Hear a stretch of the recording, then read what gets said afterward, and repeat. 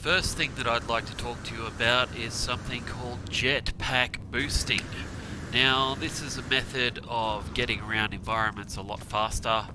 You can boost across the landscape at ludicrous speed.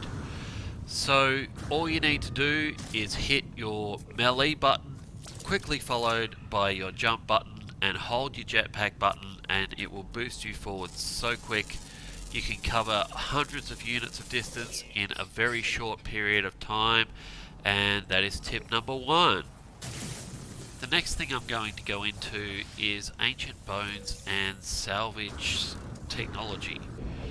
Ancient bones are bones that you find, fossils that you find on planets where they say ancient bones on the title of the planet.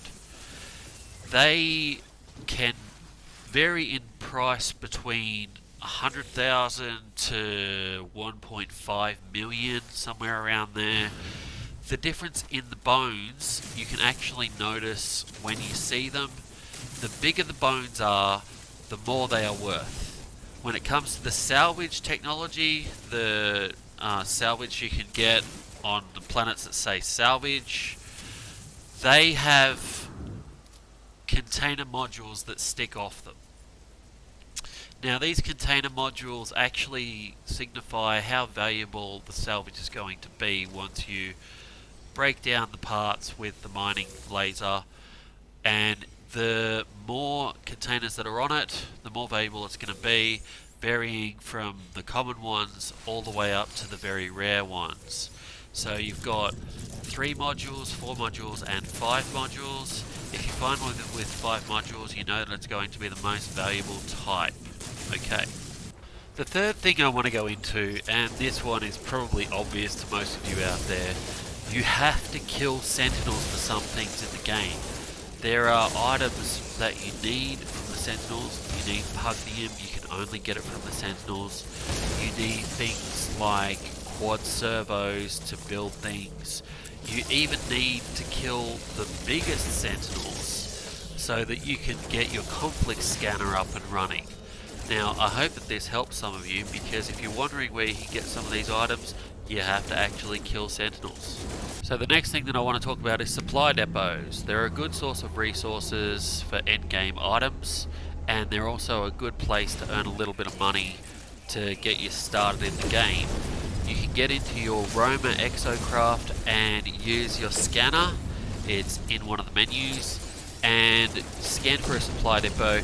Fly over there in your ship. You don't have to actually drive over to it, just fly over there in your ship, destroy all the supply depot things, and then get back in your ship, go up into space, and you'll be fine. Some blueprints you can't buy, you can only earn them. You go to a manufacturing facility, you can find a cartographer in a space station, get a map, a planetary chart, and it will point you towards a manufacturing facility or an operations facility. When you arrive at one of these places, what you have to do is break down the door, get inside, interact with the terminal. The sentinels won't attack you while you're inside the building, and they will actually lose aggro. You interact with the terminal, you'll have 3 options that you get to choose from. If you select the right option, you will have the option to get a new blueprint, which you can get for many of the endgame items. You can get like $15 million items that you can make with this sort of method. So good luck with that. The 6th thing that I want to talk to you guys about is the freighter. Now, when you go out of the initial system and you go into the next system, you'll get the opportunity to kill some pirates and get a freighter. Now, you don't have to select the freighter that you get the first time from the first pirates.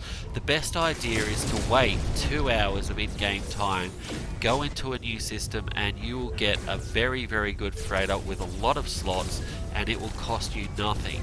Otherwise, you're going to have to buy the freighter, and these big freighters usually cost 85 million to 120 million. So you can save a lot of money by just being patient and getting your freighter after a couple of hours instead of trying to get it straight away. Now, there is an achievement that you get with Extreme Survival. It's actually a part of the Steam achievements that you get for the game. Now, the extreme survival worlds work by you just actually being on the planet in extreme survival. It's one of the planets that has aggressive sentinels. They count as extreme survival. Or if it's red when you land on the planet, that means that it's an extreme survival world. Now, all you have to do is just land on this planet, put a base down, build a little shelter or something, and stand in the shelter for hours and hours on end, and it will rack up all the points that you need to get your extreme survival sorted out. So I hope that helps.